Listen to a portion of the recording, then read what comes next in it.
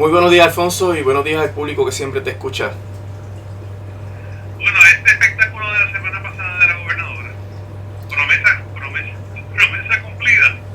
Pues no creo que sea promesa cumplida, y de paso me parece que es una manera, ¿verdad?, bien burda de intentar engañar al pueblo. La promesa es sacar a Luma, no es hacer el primer esfuerzo. Y de aquí a que salga Luma hay muchas cosas que hay que hacerlas bien para que no resulten en un desastre y para que no resulten en todo lo contrario a lo que se está aspirando, que es tener un sistema eléctrico eficiente y a un costo razonable. Esta gestión de la gobernadora, Alfonso, que viene luego de un año de espera, porque acuérdate que esto fue parte de los issues de la campaña y todo el mundo estaba de acuerdo de que había que hacer algo con Luma. Y el Luma había demostrado ya para la época de la campaña electoral el múltiples, ¿verdad?, incumplimientos que daban base a la resolución del contrato. Recordarás que el Colegio de Abogados hizo un estudio, que yo tuve el honor de pertenecer a esa comisión. 9 juristas se estudió el contrato de Luma y de Genera y determinaron que el contrato no solamente era nulo, ambos contratos, sino que también estaban en múltiples incumplimientos que daban base a la resolución del contrato. Así que desde eso, yo creo que fue 2023 que se hizo ese estudio, pues todo el mundo sabe, además de que cuando se suscribió el contrato de Luma, la UTIER hizo un estudio que reveló que el contrato era totalmente desbalanceado a favor de Luma y que en ese sentido era un contrato nulo por ser leonino, y hasta ese término se popularizó y ha sido parte de la cultura popular, porque hasta en plenas y en bombas está el término leonino ahora. Y lo que ocurre con la gobernadora es que después de un largo año de pisar y no arrancar, y de que lo único que se hizo por parte de Josué Colón fue escribir una carta en la cual documentaba los incumplimientos, ahora sacan la teoría de que el contrato suplementario en su extensión que se dio en el mes de noviembre del año 2022 no cumplió con los requisitos de ley y que por eso esa extensión es nula.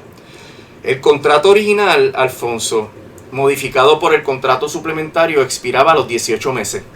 O sea que si Luma no cumplía con lo que se había esperado, y si no se resolvía el asunto de la quiebra de la Autoridad de Energía Eléctrica, pues entonces el contrato quedaba sin efecto ipso facto, meramente por el transcurso del tiempo. Y eso fue parte de un debate bien grande por parte de la gente que ha mirado esto de Luma con mucho detenimiento, y se exhortó al gobernador por diferentes sectores a que no se extendiera el contrato y lo dejara expirar para que entrara en vigor el proceso de transición que establece el propio contrato, de una transición ordenada que se supone que no dure más de un año. Pues esta acción de la gobernadora diciendo que esa extensión no surtió efecto porque no se cumplieron con los requisitos de la ley ni con el Código Civil que protege a la contratación gubernamental, pues es un paso que es necesario, sin duda. Hay que empezar tomando esa acción, pero no es suficiente para ni siquiera sacar a Luma y mucho menos empezar a mejorar el sistema eléctrico de Puerto Rico. La demanda, Alfonso, tiene fundamentos que son importantes, que si prueban las alegaciones, porque una cosa es lo que tú alegas a la demanda y otra cosa es lo que digan los documentos. Por ejemplo, en el asunto de que no se obtuvieron los votos necesarios en la Junta de Directores de la Autoridad de las Alianzas Público-Privadas para que se pudiera extender el contrato, pues si efectivamente los miembros del interés público votaron, se abstuvieron, porque fue lo que hicieron, no votaron a favor ni en contra, se abstuvieron, y la ley dice que una abstención es como si se votara en contra, pues mira, no tuvo los votos. ¿Qué excusa y razón va a presentar Luma para defender eso? Pues es todavía un misterio, porque ellos el 22 de este mes tienen que comparecer a la vista que citó el juez para pues discutir todos los fundamentos. Probablemente venga con una moción de desestimación que permita entonces que esa vista se aplace y que si se aplaza pues será ya para enero o tal vez principios de febrero que se venga a hacer una discusión en los méritos del caso. Y esa es la técnica de Luma. La técnica de Luma es posponer, patear la lata para que no se tomen decisiones. Eso fue lo que hizo en el proceso de resolución de disputas que inició José Colón, en donde se llevó el caso para la Corte Federal y allí la jueza Taylor Swain todavía lo tiene en sus manos y no ha resuelto si tiene o no tiene jurisdicción. Así que yo podría anticipar que yo venga con una moción de desestimación, lo que obliga al juez a darle a la otra parte, a la parte demandante, un tiempo para contestar la moción de desestimación, y entonces el juez podrá resolver por escrito o citar otra vista para discutir la moción de desestimación. Así que esto no ha llegado ni siquiera al primer round, Alfonso, porque, o sea, el primer round no ha terminado, porque es una demanda de interdicto preliminar. Hay que decir que radicaron un entredicho provisional, que un entredicho es una petición de orden sin vista y sin citar a la parte adversa. Eso casi nunca se permite por el tribunal, se concede, a menos que vaya a morir alguien. Que no, la situación es solamente para atender algo que si tú esperas a que la otra parte reciba notificación, se pierde el derecho, se destruye la cosa, se pierde la vida, lo que sea, ¿verdad? Así que dentro de ese contexto, el entredicho se rechazó y la gente estaba diciendo, la gobernadora perdió. Bueno, es que 99% de los entredichos provisionales se declaran sin lugar. Pero ahora vamos a la vista de interdicto preliminar, que es la vista donde se va a discutir si en lo que se sustancia el pleito y se resuelve en los méritos es necesario dictar la orden.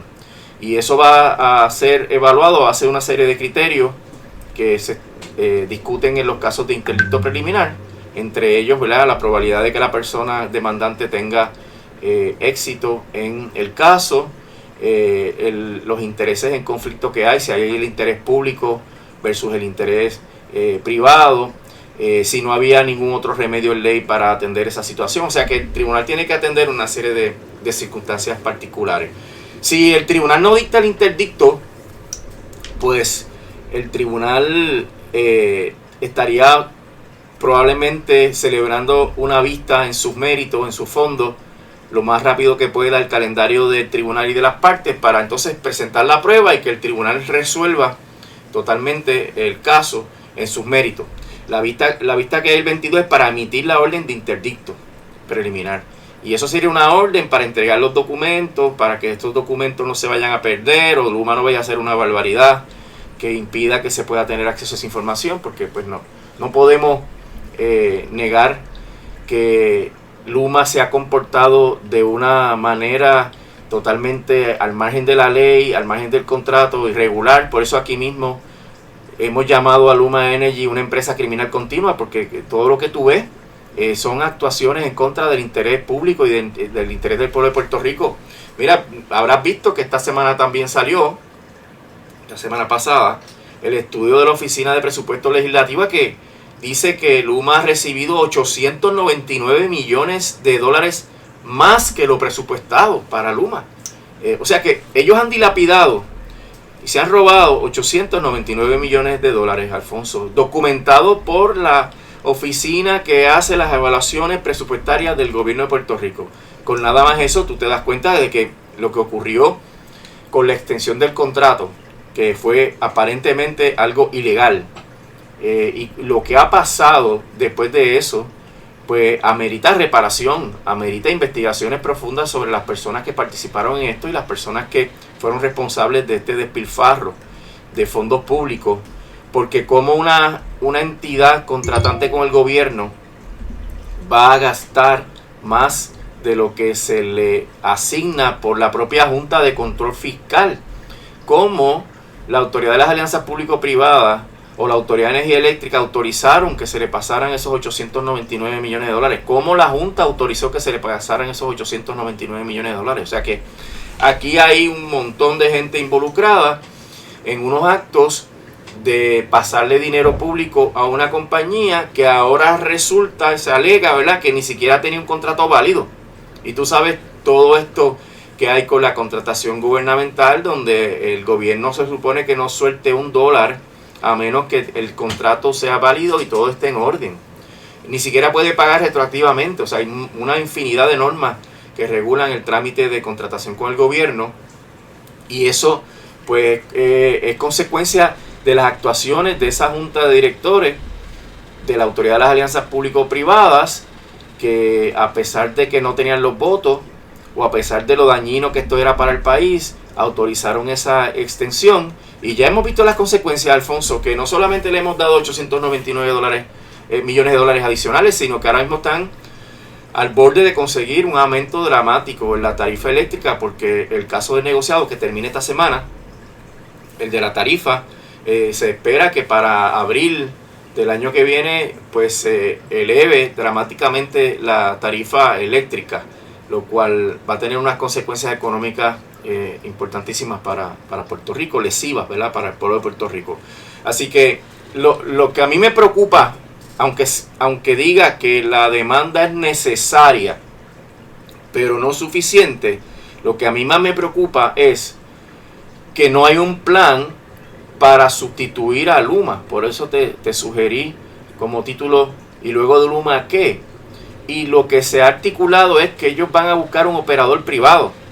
Y entonces, pues viene aquí el síndrome de estrés postraumático, de que como si tú sabes que estas dos compañías, Luma y Genera, administrando el sistema eléctrico de Puerto Rico, han fracasado y han violado el contrato y no han alcanzado las expectativas mínimas que se esperaban de ellos, ¿cómo tú vas a pensar que otra compañía va a lograr esto? Como si de repente venga una compañía buena, cuando lo que es esencial aquí es que una compañía privada está solamente para obtener y darle ganancias a sus accionistas. En el caso de Luma es ATCO y Quanta, que están ahí para ganar dinero, y por ende siempre va a haber un conflicto de intereses entre el pueblo de Puerto Rico, que necesita un buen servicio eléctrico a un costo razonable, y los intereses de esos accionistas. Por eso es que Luma y Genera articularon en sus contratos que podían contratar a sus compañías matrices y afiliadas para que el dinero federal se lo llevaran. Era el plan desde el comienzo. Por eso es que ellos construyen las cosas, se embolsican los honorarios, pero después no piden el reembolso porque ya no les importa, porque el reembolso no es para ellos. Y por eso es que hay una quiebra dentro de la quiebra, porque Luma no hace las peticiones de reembolso de los fondos de FEMA, porque ya esos fondos no son para llenar los bolsillos. Luma se llena los bolsillos con la obra, ¿verdad?, con el proyecto. Contratan a su matriz o a sus afiliados, tienen un overhead y ganancia, y cuando ganan esa ganancia, valga la redundancia, pues se olvidan porque no les importa pedir el reembolso, porque el reembolso es para la Autoridad de Energía Eléctrica. Y bajo ese contexto ellos han quebrado a la autoridad dentro de la propia quiebra, porque no tienen dinero para mantener el servicio al cliente. Han cerrado un montón de oficinas de servicio al cliente para hacer el despeje de la vegetación, el corte y poda de los árboles que tocan las líneas eléctricas y ocasionan problemas eléctricos, porque no les importa recibir ese dinero para poder cumplir con esas obligaciones. Dentro de esa situación, pues Luma y Genera no le sirven al pueblo de Puerto Rico. Entonces, traer una compañía que venga con la misma onda, porque no vienen con otra onda, no son la Madre Teresa de Calcuta, ni Sorisolina Ferré, ellos vienen con la onda de sacarle el jugo al contrato. Pero como a Luma y a Genera le ha ido tan mal, ellos van a querer más dinero, va a salir más caro la sustitución. Y por eso es que desde el principio hemos dicho que aquí lo que hay que hacer es aprender de la historia, lo que pasó con la Autoridad de Acueductos y Alcantarillado, que tuvo 3 privatizaciones prácticamente, y que fracasaron estrepitosamente, y que sus fracasos le costaron mucho dinero al pueblo de Puerto Rico. Y ahora que está aprobado que la privatización no funciona tampoco para el sistema eléctrico, ¿cómo vamos a repetir? Mira, la definición de locura que se le atribuye a Albert Einstein es que tú hagas siempre lo mismo y esperes resultados diferentes. Como si nos ha ido tan mal con la privatización, vamos a intentar otra vez la privatización. Y lo que hemos mencionado que se debe hacer es algo sencillo. Cuestión de enmendar la ley de la Autoridad de Energía Eléctrica Y en esa enmienda hay que resolver los problemas que todo el mundo ha documentado que existen en la Autoridad de Energía Eléctrica, que es que la autoridad no es democrática, que no, los intereses que representa la autoridad no están debidamente defendidos dentro de la estructura de gobernanza de la Autoridad de Energía Eléctrica. Hay que despolitizar a la Autoridad de Energía Eléctrica, separándola del gobierno central y del gobernador, dándole autonomía, y por ende hay que profesionalizar a sus empleados para que respondan a los intereses de Puerto Rico y no los intereses de la clase gobernante. Si tú haces esa enmienda, tú lo que tienes que hacer entonces es, porque la gente dice, ¿y cómo se va a hacer eso?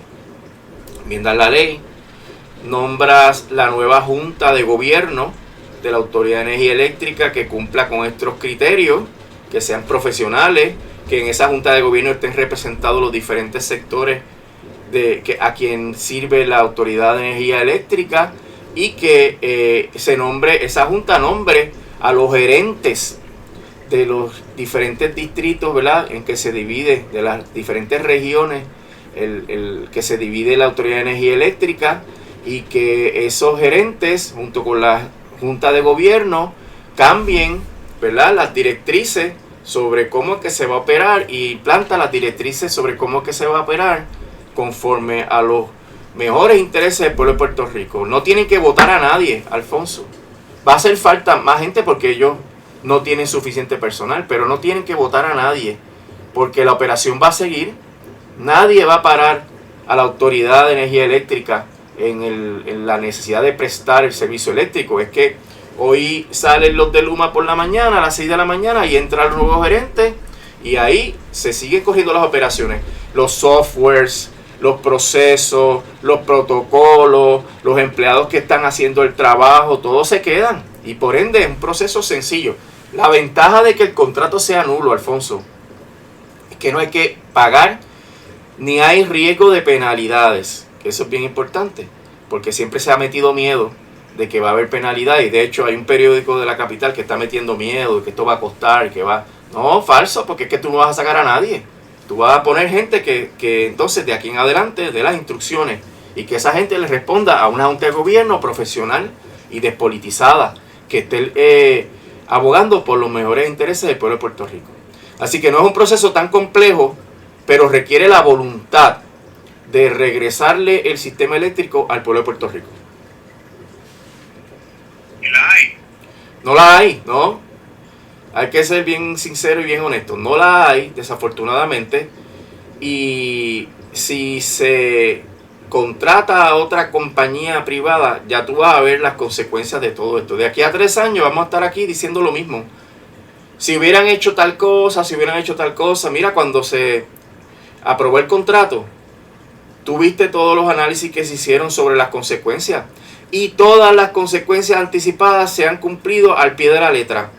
Cuando Pierluisi estaba considerando extender el contrato en el 2022, todo el debate giró en torno a que no se debía hacer por las consecuencias que ya el contrato había traído y las que podría traer en el futuro. Y extendió el contrato, y lo que hemos visto es lo mismo. Y la gobernadora está a punto de cometer el mismo error. Una barbaridad, o sea, no hay cerebro en esto, Alfonso, lo que hay es voluntad de robar. Porque esas compañías vienen a apropiarse de los dineros de la tarifa para usarlos para sus accionistas y para sobornar de manera directa e indirecta a toda la gente que apoye esos procesos, para comprar analistas que hablan en la televisión y en la radio, para comprar agencias de publicidad y periódicos mediante anuncios. Todo eso funciona de esa manera, Alfonso. Es desafortunado que estén jugando con los intereses del pueblo de Puerto Rico, con estos esfuerzos de enriquecerse y de aumentar la influencia política a toda costa. ¿El tumbe entonces? Sin duda, Alfonso, es la continuación del tumbe, es traer a alguien que me dé más de lo que me dio Luma, que me acomode más presupuesto de lo que acomodó Luma, y que me emplee más gente de la que yo quiero emplear, de la que me empleó Luma. Porque eso va a ser parte de las métricas de la contratación. Mira, Luma aquí me ha contratado tantas cosas, me ha pasado ese presupuesto tanto en aportaciones indirectas, y me ha pasado tanto ese presupuesto en compra de anuncios, de agencias de publicidad, etcétera. Pues yo quiero más. Yo quiero que tú hagas el esfuerzo adicional para conseguir más dinero para estos intereses particulares ligados a la maquinaria colonial partidista. Así que es lo único que hay detrás de eso. Por eso esa obcecación, ¿verdad? Por eso esa postura obtusa de querer repetir los mismos errores, a pesar de que se le ha dicho 60 veces y lo saben, porque es que no son brutos. Y muchas veces uno dice, es que no saben. No, es que ellos no son brutos. Ellos saben lo que están haciendo. Pero lo que quieren hacer es robarse la tarifa de la manera más directa. Pero no. Es mutuamente exclusivo el tumbe y dar un buen servicio eléctrico. Seguro, porque no da el dinero. Tienes que aumentar la tarifa a una situación donde el pueblo no la puede pagar. Y entonces se crea un círculo vicioso que el economista Ramón Cao ha dicho que es el espiral de la muerte. Pues tú subes la tarifa para cubrir toda esta francachela, todo este despilfarro, y la gente no te la puede pagar. Entonces, como no recaudas suficiente, tú no vas a cortar por tu lado, tú no vas a cortar tus ganancias, tú cortas en el servicio, botas empleados de customer support, no cortas los ganchos ni talas los árboles que tienes que hacer para que pueda haber un buen servicio. Tú vas recortando por todos esos lados, pero te sigues ganando lo mismo. Y entonces recibimos el peor servicio posible porque se pone peor la situación en términos del sistema eléctrico. Triste la situación, licenciado. Sin duda, Alfonso, triste. Y yo creo que el pueblo tiene que exigir el que volvamos a una autoridad de energía eléctrica, pero no como ha sido siempre, sino totalmente autónoma, profesional, despolitizada y democrática. Eso es importantísimo. El PIB radicó unos proyectos y Rivera Chatz se los colgó al otro día, los bajó por descarga y se los colgó. Pero no se dan cuenta de que esa es la única manera de que el servicio eléctrico responda a los intereses del pueblo. Y dentro de esa situación están cometiendo un crimen sobre otro crimen. La privatización es un crimen contra el pueblo de Puerto Rico y extender o renovar la privatización es peor. Licenciado, muchísimas gracias. Que tenga un bonito día. Cómo no, Alfonso, que estés bien, que pase buen día.